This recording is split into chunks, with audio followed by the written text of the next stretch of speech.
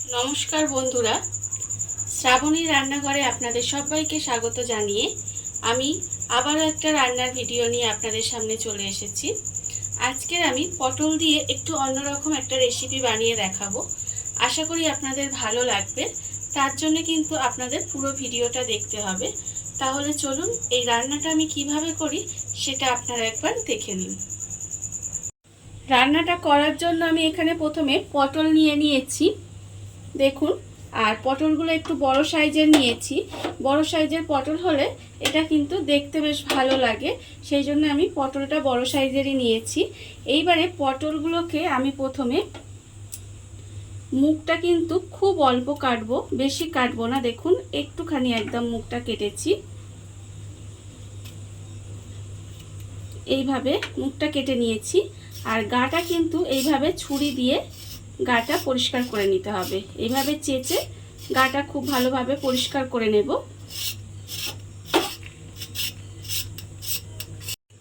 পটলের দুই দিকটা কেটে খোসাগুলো খুব ভালোভাবে চেঁচে রেখে দিয়েছি। এইবারে আমি পটলের পেটের দিকটা অল্প একটু ছুরি দিয়ে কাটবো।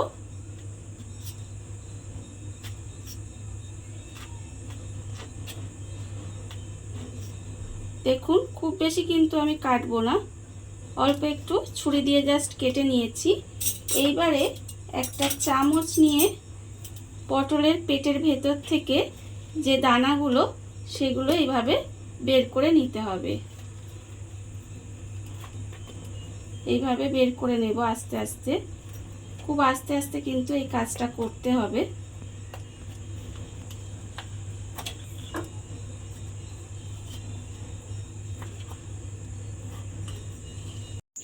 পটলের পেটগুলোকে কেটে ভেতর থেকে দানাগুলো আমি এখানে বের করে রেখেছি। এবার পটলগুলোকে আমি আলাদা করে একটু সরিয়ে রেখে দেব। আর যে দানাগুলো আমি এখানে রেখেছি সেই দানাগুলো একটা মিক্সিং জারের মধ্যে দানাগুলো আমি দিয়ে দেব।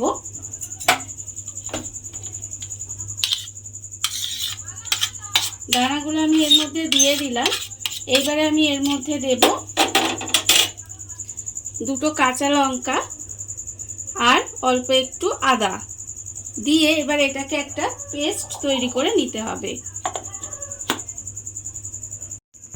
পটলের দানা, আদা আর কাঁচা লঙ্কা দিয়ে এরকম আমি একটা পেস্ট বানিয়ে নিয়েছি। আর অন্যদিকে কিন্তু আমি গ্যাসটা অন করে একটা কড়া বসিয়ে দিয়েছি। এইবার আমি এর মধ্যে দিয়ে দেব 1.5 চামচ মতো সর্ষের তেল। এবারে তেলটাকে আমি একটু গরম হতে দেব। তেলটা আমার এখানে গরম হয়ে গেছে। এইবার আমি এর মধ্যে প্রথমে দিয়ে দেব যে পেস্টটা আমি বানিয়ে রেখেছিলাম, সেই পেস্টটা আমি এর মধ্যে দিয়ে দেব।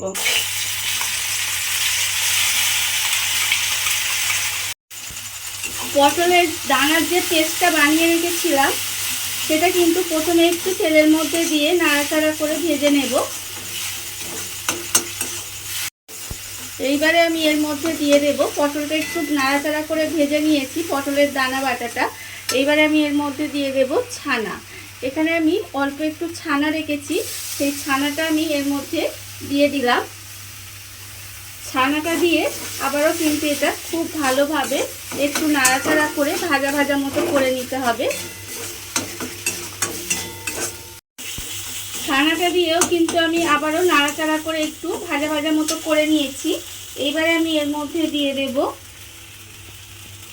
অল্প একটু নুন আন্দাজ মতো, আর দেব আমি অল্প একটু হলুদ গুঁড়ো, আর আমি দেব অল্প সামান্য একটু লঙ্কার গুঁড়ো, যেহেতু কাঁচা লঙ্কা দেওয়া আছে। আর দেব স্বাদ অনুযায়ী একটু চিনি দিয়ে এবারে আবারও কিন্তু সমস্ত মশলাগুলো খুব ভালোভাবে মিশিয়ে নিতে হবে। নিয়ে একটু ভাজা ভাজা মতো করে নিতে হবে।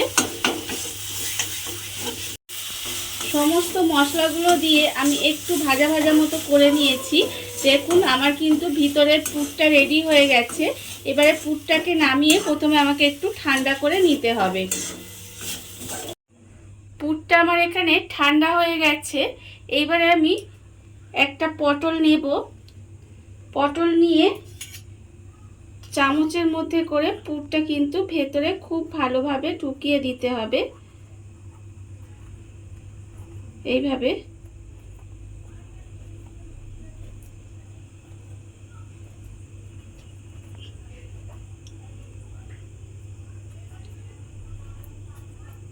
একদম আস্তে আস্তে করতে হবে কাজটা, খুব ভালোভাবে কিন্তু পটলের পেটের ভেতরে যাতে পুরটা ঢুকে যায়। দেখুন এইভাবে ভেতরে পুরটা ঢুকিয়ে দেব।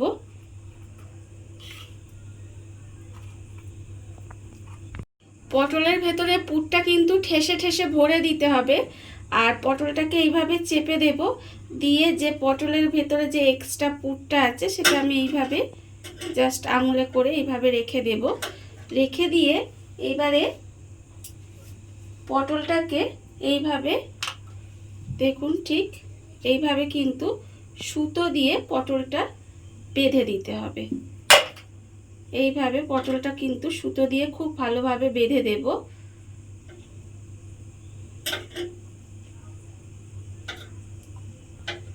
পটলটা আমি ঠিক এইভাবে বেঁধে নিয়েছি দেখুন। এবারে আমি পটলটাকে রেখে দেব। আর আবারও কিন্তু একটা আমি দেখাচ্ছি, আপনারা দেখুন। এইভাবে পুরগুলোকে চামচে করে নিয়ে পটলের পেটের ভেতরে খুব ভালোভাবে ঠেসে ঠেসে কিন্তু পুরগুলো ঢুকিয়ে দিতে হবে ভর্তি করে। আর এটা কিন্তু আস্তে আস্তে সাবধানে করতে হবে, তাড়াহুড়ো করলে কিন্তু হবে না। এইভাবে আস্তে আস্তে পটলের ভেতরে পুরটা খুব ভালোভাবে ঢুকিয়ে দেব। পটলের ভেতরে পুরটা ভরে নিয়েছি। ভরে নিয়ে এইভাবে কিন্তু পটলটা পরিষ্কার করে নিতে হবে। প্রথমে পরিষ্কার করে নিয়ে এবারে পটলটাকে কিন্তু সুতো দিয়ে আবারও এইভাবে বেঁধে নিতে হবে। এইভাবে পটলগুলো পুর ভরে প্রথমে সুতো দিয়ে বেঁধে রেডি করে নিতে হবে। সমস্ত পটলগুলো আমি এইভাবে পুর ভরে আর সুতো দিয়ে বেঁধে রেডি করে নিয়েছি। আর অন্যদিকে আমি গ্যাসটা অন করে আবারও কিন্তু একটা কড়া বসিয়ে দিয়েছি। এইবার আমি কড়ার মধ্যে দিয়ে দেব সর্ষের তেল। প্রায় 4 থেকে 5 চামচ মতো সর্ষের তেল আমি এর মধ্যে দিয়ে দিলাম। এবার আমাকে তেলটাকে একটু গরম হতে দিতে হবে। তেলটা আমার এখানে গরম হয়ে গেছে। এবারে আমি পটলগুলো তেলের মধ্যে দিয়ে ভেজে নেব। পটলগুলো দিয়ে গ্যাসটা আমি লোতে দিয়ে দেব। দিয়ে আস্তে আস্তে কিন্তু পটলগুলো ভেজে নিতে হবে। গ্যাসটা লোতে দিয়ে পটলগুলো আমি এপিট ওপিট করে একটু লাল করে ভেজে নিয়েছি। পটলগুলো আমার ভাজা হয়ে গেছে। এইবারে আমি এগুলোকে তুলে নেব। এইভাবে আমি তুলে নিলাম। আর আবারও কিন্তু তেলের মধ্যে অন্য পটলগুলো দিয়ে দেব। দিয়ে আস্তে করে লাল লাল করে কিন্তু পটলগুলোকে একইভাবে ভেজে নিতে হবে। এই পটলটা কিন্তু গরম ভাতের সঙ্গে খেতে ভীষণ ভালো লাগে। আমি এইভাবে পটলগুলো সব ভেজে নেব। সমস্ত পটলগুলো আমি ভেজে তুলে রেখে দিয়েছি। আজকের এই রান্নাটা আপনাদের কেমন লাগলো সেটা কিন্তু জানাতে একেবারে ভুলবেন না। আজকের মতো এইটুকুই। আপনারা সবাই ভালো থাকবেন, সুস্থ থাকবেন। আবারও হাজির হব নতুন কোনো রান্না নিয়ে। আজ এই পর্যন্ত, নমস্কার।